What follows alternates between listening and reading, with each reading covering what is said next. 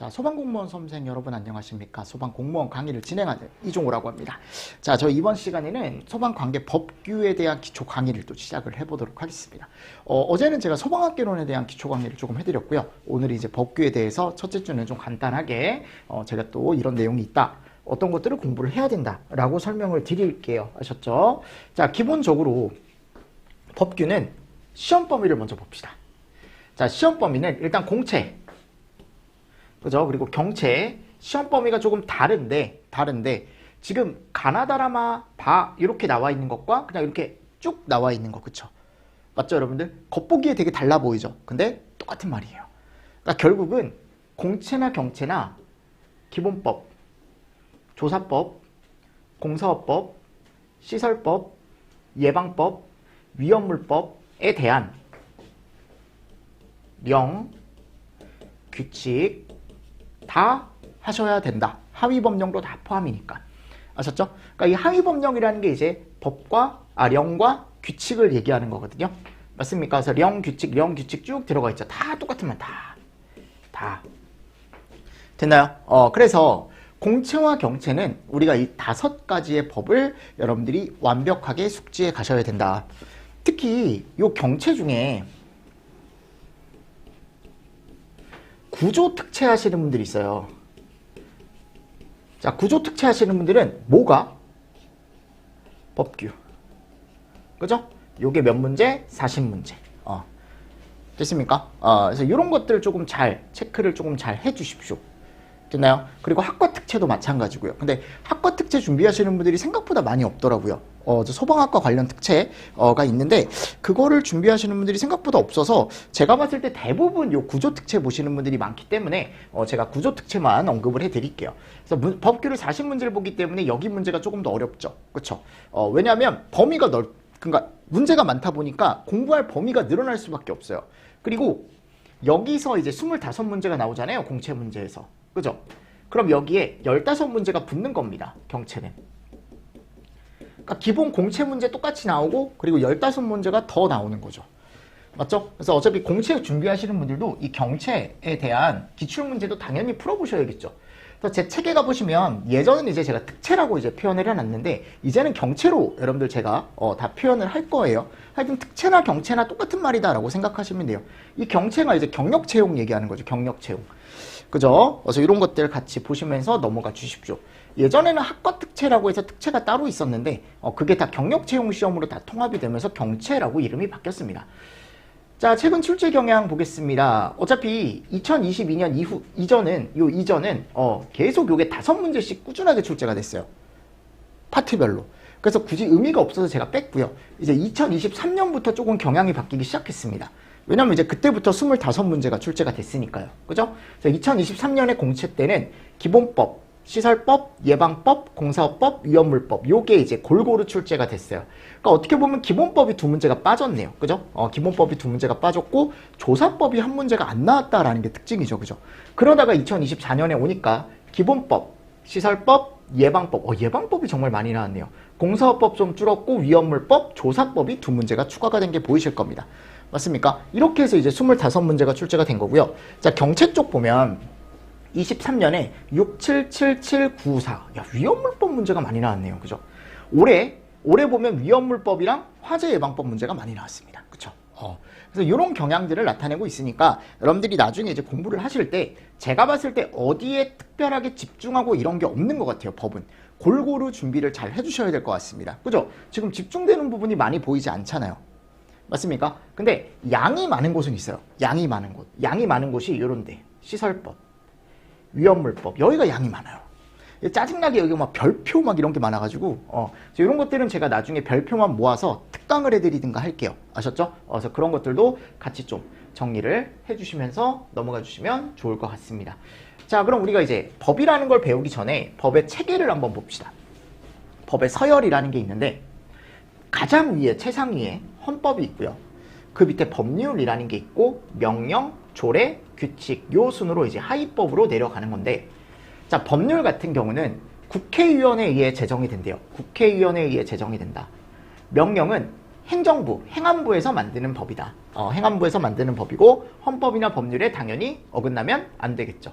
근데 이 명령 종류가 대통령령이 내리는 명령, 대통령령, 국무총리가 내리는 명령, 국무총리령, 행안부에서 내리는 행안부령이 있는데 우리는 요 두 개, 대통령령과 행안부령만 존재하고 그리고 법률이 존재하죠. 그러니까 세 개를 공부하는 거야 우리는. 그래서 법률을 공부하고 법을 공부하고 그리고 밑에 나오는 대통령령을 공부할 거고요. 그리고 오른쪽에 나와 있는 행안부령을 공부할 겁니다.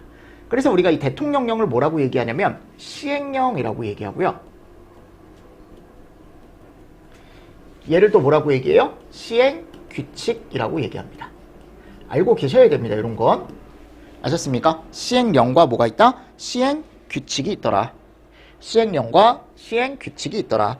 그래서 행안부에서 만드는 법을 우리가 명령이라고 하는데 그 명령 종류가 두 가지가 있는 거죠. 그래서 항상 소방기본법이라는 게 있으면 예를 들어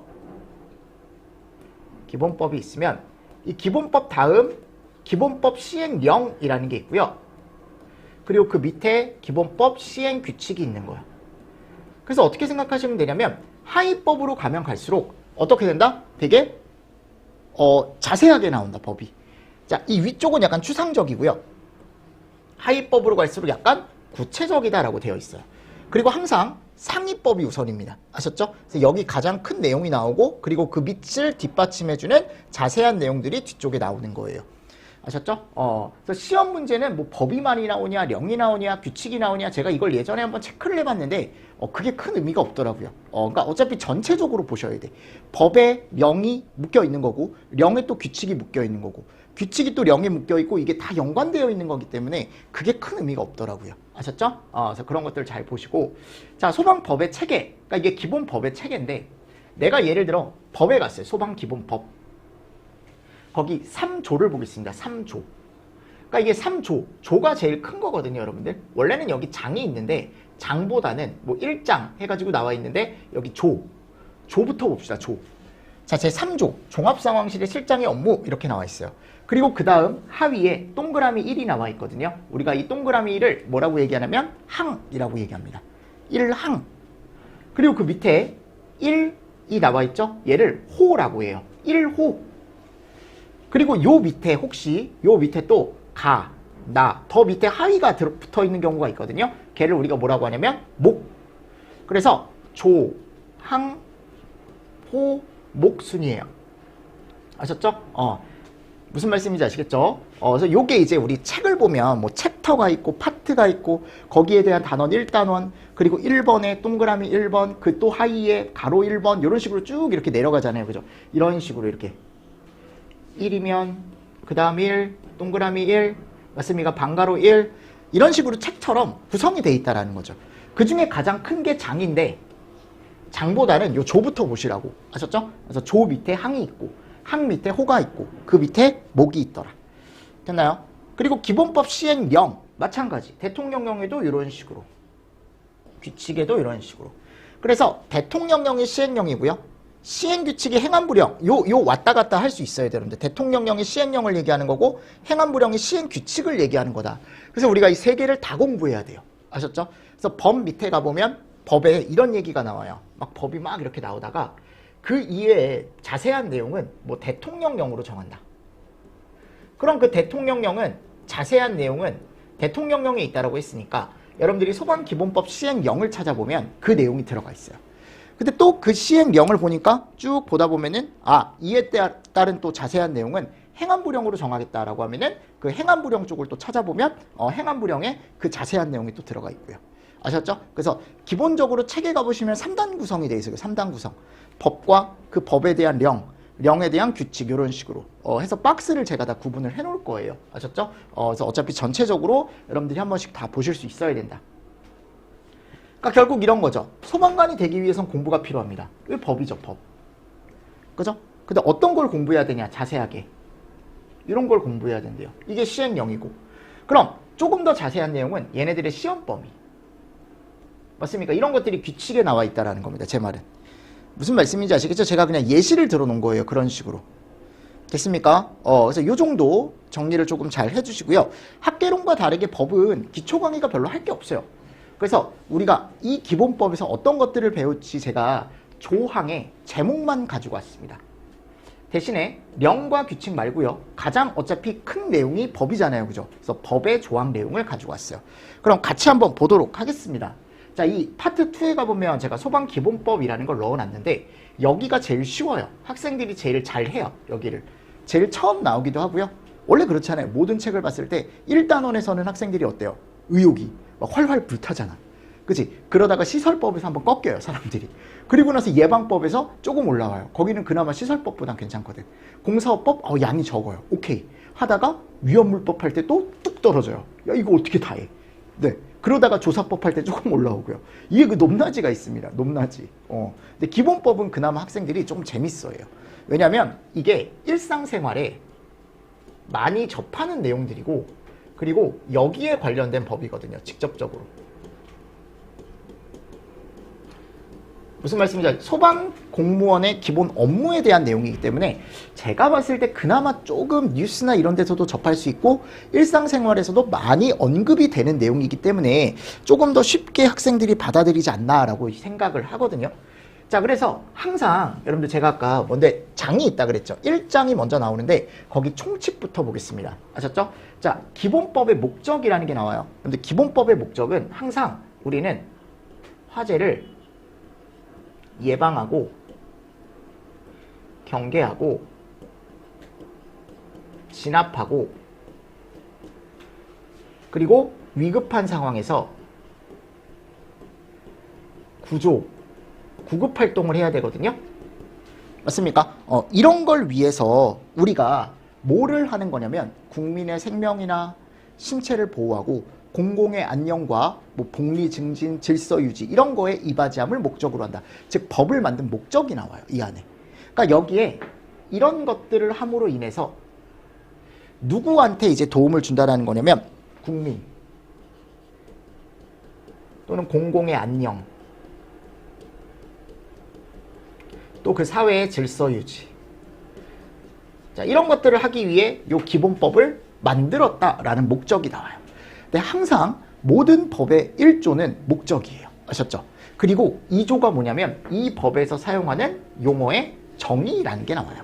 그래서 용어의 정의가 여러 가지가 나와요. 뭐 소방 대상물, 뭐 관계인, 그죠? 뭐 소방본부장. 그러니까 이 사람들이 누군지가 정의에 쭉 나옵니다. 무슨 말씀인지 아시겠죠? 그래서 소방 대상물은 어디고, 관계인은 누구고, 그죠? 소방본부장은 누구고, 뭐 소방대는 누구고, 막 이게 한 6가지가 나오는데, 제가 항상 모든 법을 얘기를 할 때 정의는 꼭 완벽하게 정리를 해가셔라라고 얘기합니다. 기본법도 그렇고, 예방법도 그렇고, 시설법, 어디 법이나 가듯이. 아셨죠? 그래서 이거 잘 정리를 해주시고요. 국가와 지자체 책무 이런 건 잘 안 나와요. 그리고 소방기관의 설치라는 게 나오는데 이 소방기관 보십시오. 소방기관은 대표적으로 여러분들 알고 있는 곳이 어디가 있습니까? 소방기관. 여러분들 소방기관 대표적으로 알고 있는 곳이 어디 있어요? 소방본부. 그죠? 소방서, 119 안전센터. 맞습니까? 이런 것들 알고 있죠. 등등등등. 그래서 이게 여러분들 어디에 설치가 돼요? 보통 시도에 설치가 되죠. 각 시도에. 맞습니까? 그래서 이 시도에 설치되는 소방기관의 설치를 어떻게 할지가 이 법 안에 들어가 있습니다. 근데 기본적으로 이 소방 공무원들은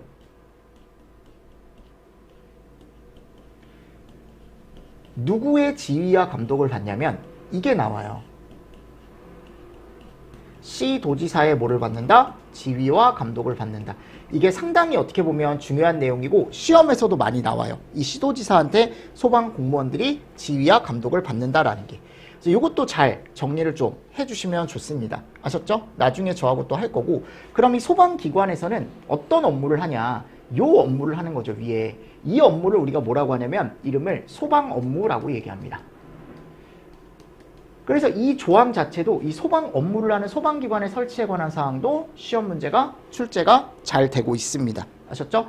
자, 3조의 2, 3조의 3 이런 것들은 나중에도 제가 그냥 읽어봐라 라고 제가 말씀을 드리고요. 4조에 가보면 119 종합상황실이라는 게 들어가 있는데 요게 또 잘 나오죠. 자, 이거는 각 시도에 설치를 하는 종합상황실입니다. 말 그대로. 즉 소방에 대한 어떤 재난 컨트롤 타워다라고 생각하시면 돼요. 그래서 TV 같은 데 보면요. 드라마 같은 데 보시면 특히 경찰 나오는 드라마 보면 막 모니터가 막 몇십 개 달려있는 곳이 있어요. 거기 앞 앉아가지고 이제 경찰관들이 통화도 하고 막 상황판 보면서 모니터 보면서 저기 어떤 상황이 일어났다 막 이런 거 보신 적 있죠. 119도 그런 곳이 있어요.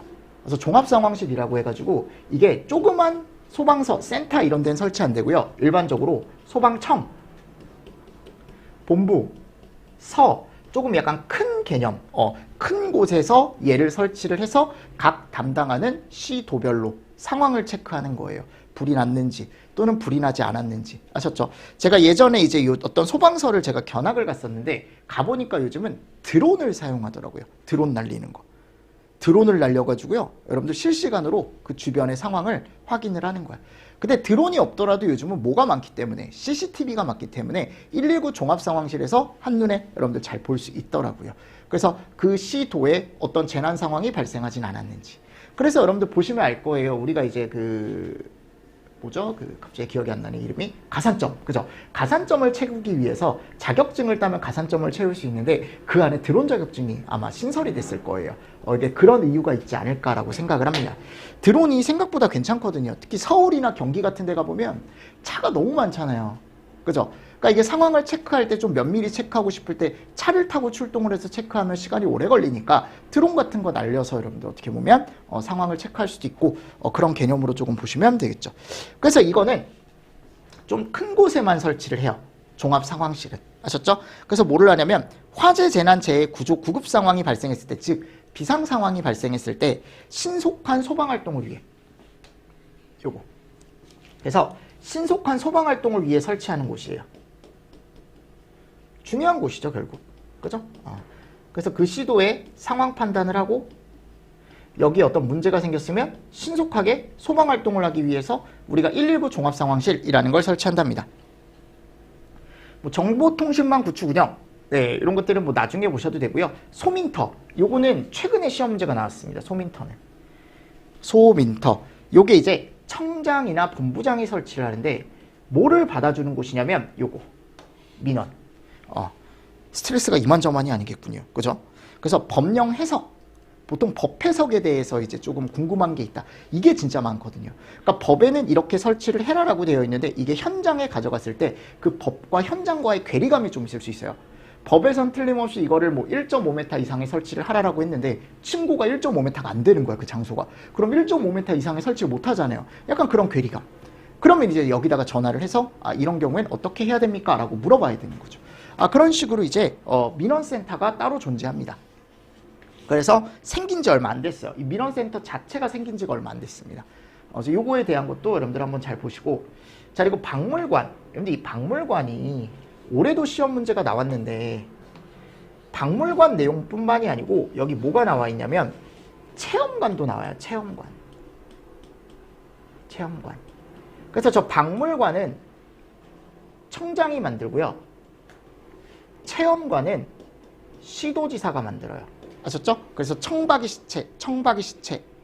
뭐라고 여러분들? 청박이 시체. 이렇게 외우라 그래. 내가 나중에. 자, 그리고 종합계획. 이런 것들은 넘어가고요. 소방의 날. 이건 나중에 봅시다. 종합계획은. 소방의 날은 11월 9일이에요. 빼빼로데이 이틀 전날. 아셨죠? 빼빼로데이 이틀 전날. 제 생일이 빼빼로데이라고 항상 얘기를 하거든요. 11월 11일. 그 전날. 이틀 전날. 요즘은 빼빼로데이라고 안 한다면서요, 또. 제 딸한테 혼났잖아. 딸이 그 빼빼로데이 아니래. 가래떡데이래. 요즘 그렇게 가르친대요. 그죠? 왜냐면 굳이 과자를 그날만 이렇게 해서 하는 게 그 기업 살리기지. 내가 봤을 때. 언제부턴가 그게 빼빼로데이가 됐거든요. 요즘은 초등학교에서 가래떡데이라고 얘기를 한다 그러더라고요. 농업인의 날 해가지고. 하여튼 그렇답니다. 네, 일단 2장 보겠습니다. 2장. 소방장비 및 소방용수시설. 여기에 소방력이라는 게 나와요. 소방력. 소방에 필요한 힘. 그럼 소방에 필요한 힘은 우리가 인력과 장비를 얘기합니다. 소방 공무원이 있어야 될 거고 소방 공무원이 가지고 다니는 장비가 있어야겠죠. 인력과 장비를 우리가 뭐라고 한다? 소방력이라고 얘기한답니다. 소방력에 대한 기준이 거기 가보면 나와 있고 이 인력과 장비를 시도별로 계획을 세우고 소방력에 대한 확충을 하는 사람이 누구냐면 시도지사입니다. 그러니까 이 시도지사가 우리한테 월급 주는 거거든요, 나중에.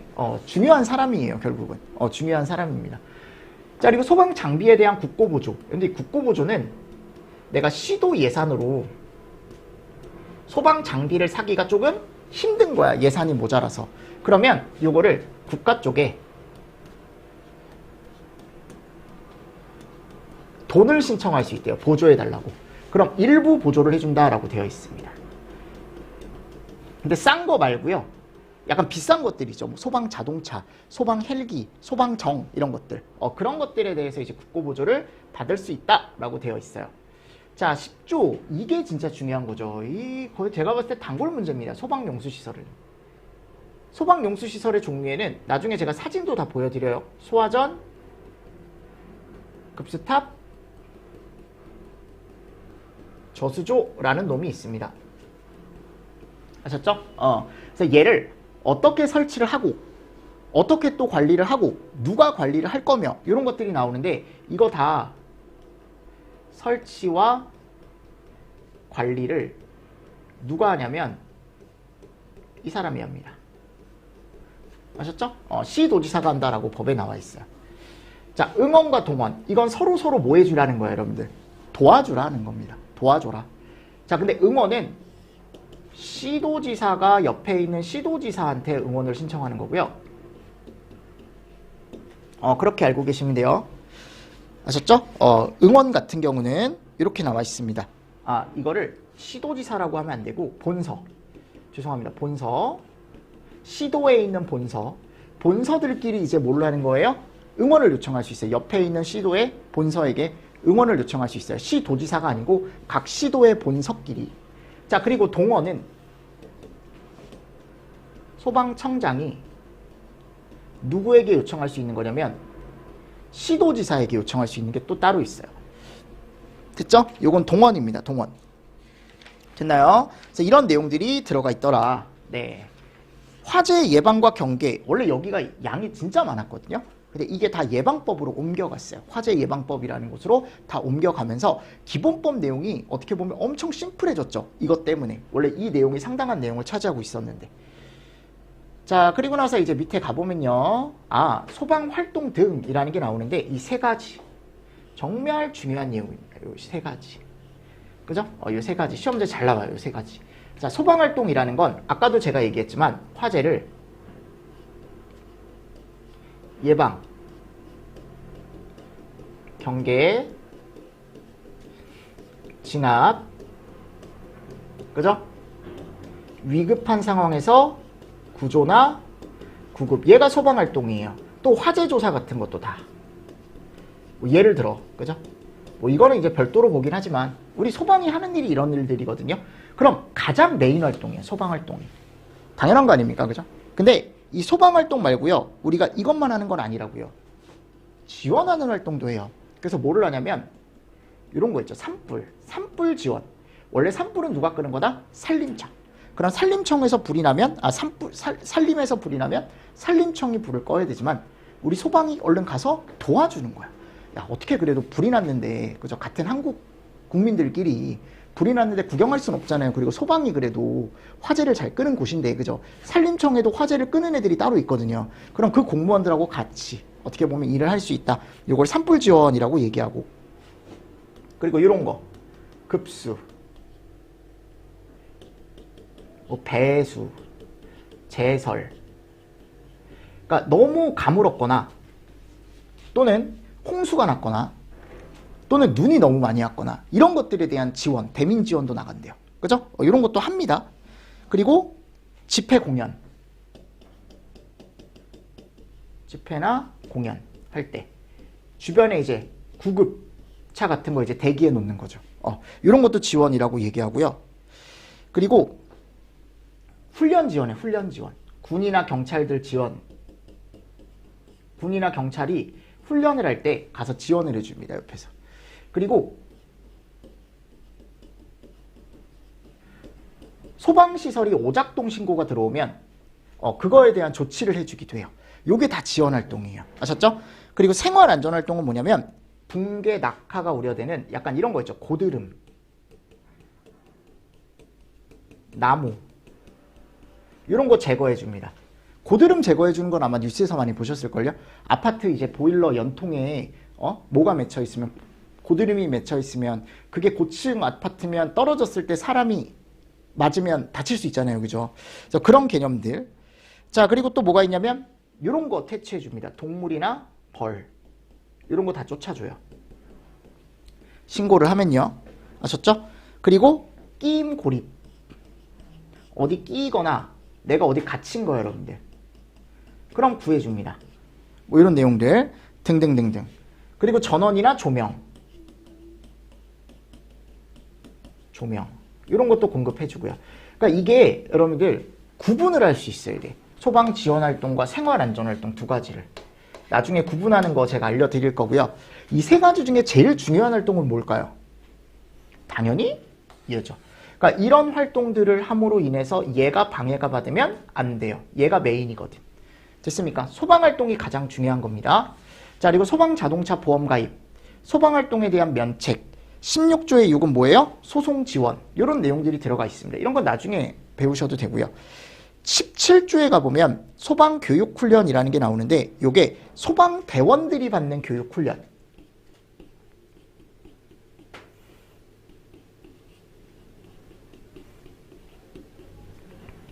그러니까 현직 분들이 받는 거죠. 있고 일반인들이 받는 교육이 있거든요. 그래서 일반인들은 안전교육 훈련을 받는데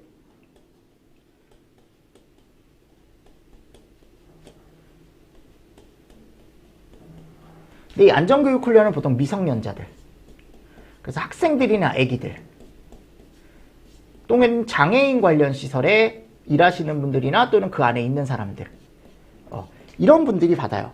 근데 이거를 이 내용이 이 법 안에 들어가 있습니다. 17조 안에. 다 누가 하냐면 청장, 본부장, 서장이 할 수 있다라고 되어 있어요. 이런 내용들. 최근에 한번 시험 문제가 나왔습니다. 교육훈련을. 아셨죠? 그래서 나중에 좀 자세하게 배울 거고.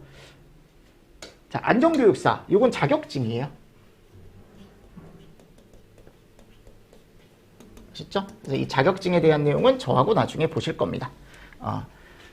자, 그래서 여기까지가 이제 안전교육사고 119 청소년단은 시험 문제 잘 안 나오죠. 네. 자, 그리고 18조. 요거 잘 나오죠. 18조. 요거 학개론에서도 나오고 법규에서도 나오는 내용입니다. 소방신호. 그래서 소방신호에 4가지가 있습니다.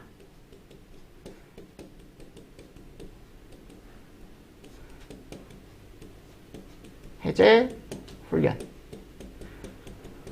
근데 이 신호 방법을 우리가 어떻게 얘기를 하냐면 사이렌을 울리거나 또는 종을 쳐요. 이 2가지 방법을 통해서 내가 이게 경계 상황이다 또는 발화 상황이다, 해제 상황이다, 훈련 상황이다, 요거를 얘기를 해요. 그래서 요거를 이제 몇 번씩 치는지를 나중에 외워야 돼. 아셨죠? 사이렌을 몇 번을 울리고 종을 몇 번을 치고, 정말 어떻게 보면 이걸 왜 해야 되나라는 생각이 들 정도로 쓸데없는 어떻게 보면 신호 방법이긴 한데 그래도 시험에 나오니까 직접적으로, 그죠? 알고 있어야겠죠. 그리고 뭐 자체 소방례 뭐 이런 것들은 한번 읽어보시고요. 나중에 저하고 같이 볼 거고, 21조 그리고 21조의 이 2가지가 또 최근에 좀 나왔는데, 소방자동차 우선통행. 여러분들 이 우선통행은 뭐예요? 도로에서 소방자동차, 우리 소방자동차가 도로교통법상에서 긴급자동차거든요. 그럼 그 긴급자동차가 지나가면은 앞에 있는 사람들이 어떻게 해줘야 돼? 차들이 밀리고 있더라도 양보를 해줘야죠. 이 양보의 의무가 있다라는 거예요, 이게. 아셨죠? 우선 통행이라는 게 긴급자동차가 도로를 통해 들어가면은 양보를 해줘야 된다라는 게 이 안에 들어가 있어요. 오케이? 그래서 요거 잘 나중에 또 보셔야 되고, 전용구역. 이거는 일상생활에서 많이 볼 수 있죠. 특히 이제 아파트 사시는 분들은 아파트 주차장에 가보면 이렇게 노란색으로 소방자동차 전용구역이 따로 그려져 있는 게 보이실 거예요. 거기다 차 대면 돼요, 안 돼요? 안 돼요. 그거 여러분 신고합니다, 사람들이 요즘. 이게 소방도에 여러분들 파파라치 그 제도가 있어가지고 이걸 신고하면은 국민신문고 이런 데다가 신고하는 사람들이 엄청 많더라고요. 그러니까 이게 요즘은요, 이게 너무 많이 발전이 돼 있으니까 그냥 핸드폰 찍고 바로 그냥 어플에 올려버리면 바로 신고가 들어가요. 그럼 과태료 나오고, 그죠? 돈 아깝잖아. 절대 이 안에다가 정차도 안 되고 주차도 안 되고, 아셨죠? 그리고 이 안에는 이 전용구역 그리는 방법이나 이런 게 들어가요. 또는 그 안에서 하지 말아야 되는 행동, 이런 것들. 그래서 여기다가 내가 차를 대잖아요? 그럼 과태료가 100만 원 이하야. 100만 원 이하. 최대 100만 원. 그러니까 100만 원을 부과를 한다는 게 아니고 100만 원까지 최대. 그럼 그 이하로 이제 부과가 될 수 있는 거죠. 그쵸? 이런 것도 최근에 좀 시험 문제가 많이 나왔죠. 교통안전 분석 시스템, 뭐 소방대 긴급통행, 소방활동구역, 이런 거. 그러니까 여기 보시면 이렇게 나와 있거든요. 이 하나, 둘, 셋, 넷, 5개가 중요한 얘기예요. 자, 보세요. 소방활동구역이라 그랬죠. 소방활동이 아까 제가 뭐라 그랬어요? 예방, 경계, 진압, 구조, 구급, 그쵸? 그리고 화재 조사까지. 자, 이런 것들을 행하는 지역을 설정을 할 수 있어. 그래서 여러분들 뉴스 같은데 또는 이제 드라마 같은데 보시면 경찰들이요, 조사할 때 이렇게 노란색 띠 같은 거 둘러서 조사 중, 출입 금지 이런 거 약간 이렇게 바리케이트처럼 쳐두는 거 보신 적 있을 거예요. 그죠? 소방도 이게 가능합니다. 소방활동 중 해가지고 쳐놓는 거죠. 근데 어차피 경찰이 먼저 치면 그 경찰이 쳐둔 범위 안에서 소방활동을 하는 거니까 소방활동 구역이 결국 그 경찰이 쳐놓은 그 구역을 같이 쓰기도 하고, 또는 소방이 그걸 별도로 이렇게 이제 치기도 하고, 아셨죠? 그럼 이 안에 아무나 들어오면 될까요? 안 될까요? 안 되겠죠. 그렇죠? 그래서 소방활동 구역에 출입할 수 있는 사람들, 이런 사람들이 시험 문제가 나와요. 그러니까 다음 중 소방활동 구역에 출입할 수 없는 사람은 이런 것들, 아셨죠? 대신에 이 설정하는 사람, 여기선 이것만 봅시다. 누가 설정하냐면 대장, 소방대장이 설정을 해요. 즉 소방대라는 건 화재나 또는 구조구급 상황이 발생했을 때 출동을 했는데 거기서 지위가 제일 높은 사람을 소방대장이라고 얘기하거든요. 그 소방대장. 소방대장이 현장 가서 여기서부터 여기까지는 소방활동구역으로 할 테니까 아무나 들어오지 마십시오 라고 설정할 수 있다고요. 무슨 말씀인지 아시겠죠? 자, 그리고 소방활동 종사명령. 요거는 누가 내릴 수 있냐면 본부장, 서장, 대장이 요 명령을 내릴 수 있어요. 본서대, 본부장, 서장, 대장. 그러니까 이게 뭐냐면요, 내가 소방 활동을 막 하고 있어요. 뭐 화재를 진압도 하고요, 경계도 하고요, 맞습니까? 또 이제 우리가 얘기했을 때 구조도 하고요, 구급도 하고요. 근데 뭐가 모자란 거야 지금? 일손이 모자란 거야. 일손이. 그럼 어떻게 해야 돼요? 옆에 있는 사람들한테 도와달라라고 얘기를 해야 된다는 겁니다. 무슨 말씀인지 아시겠죠? 도와주세요 라고 해야 되는 거죠. 그러니까 도와주세요가 아니고 같이 합시다 라고 명령을 내리는 거야. 소방활동을 하자고 같이. 무슨 말씀인지 아시겠습니까? 그래서 요거 종사명령, 강제처분. 요건 내가 강제로 뭐를 하는 거냐면 건물을 못 쓰게 해요. 위험하니까. 또는 옆에 있는 건물을 내가 소방활동을 위해 쓰고자 하면은 강제로 쓸 수도 있어요. 뭐 이런 것들도 있고, 또는 정말 대표적인 게 뭐냐면 우리 자동차 있죠. 소방자동차. 소방자동차가 이렇게 지나가는데 옆에 삐요삐요하고 출동을 하는데 옆에 여기 불법 주정차 차량이 있는 거야. 골목에. 빨리 가야 되는데 여기 불이 났는데. 그럼 이것 때문에 지금 못 지나간다 이거야. 그거 어떻게 해야 돼요? 밀고 갈 수 있다는 겁니다. 강제적으로. 부셔버려야지 뭐. 맞잖아요. 왜냐하면 이 차 자체가 지금 뭐예요? 불법 주정차잖아. 밀어야죠 이건. 맞습니까? 이걸 우리가 뭐라고 한대요? 강제처분이라고 얘기한대요. 또는 어떤 토지나 건물 이런 걸 내가 일시적으로 사용하고자 할 때, 또는 사용하지 않는 것도 마찬가지, 사용하지 말아라 제한하는 것도 다 강제처분이랍니다. 다 본서대 가는 거예요. 피난명령. 위험하니까 어떻게 해라? 도망가라. 여기 위험하니까 나가세요. 피난명령. 자, 긴급조치라는 게 나와요. 보이십니까? 긴급조치. 이거는 내가 예를 들어 위험할 만한 상황이 있을 때 가스나 유류, 전기 이런 것들을 차단할 수 있어요. 소방관이 가서. 가스 화재인데 가스가 계속 공급되고 있어요. 그럼 빨리 가서 가스 차단해야죠. 맞습니까? 또 내가 물을 써야 되는데 물이 모자라. 그럼 내 물은 아니지만 댐, 그죠? 주변에 있는 강 이런 물을 길어다 쓸 수 있다는 게 이 안에 들어가 있어요. 위험시설 등에 대한 긴급조치. 이게 다 여러분들 본서대가 할 수 있는 것들. 이 시험 문제 잘 나옵니다. 24에서 27까지. 뭐 방해행위의 제지 이런 것들은 시험 문제가 많이 나오진 않고요. 많이 나오진 않고.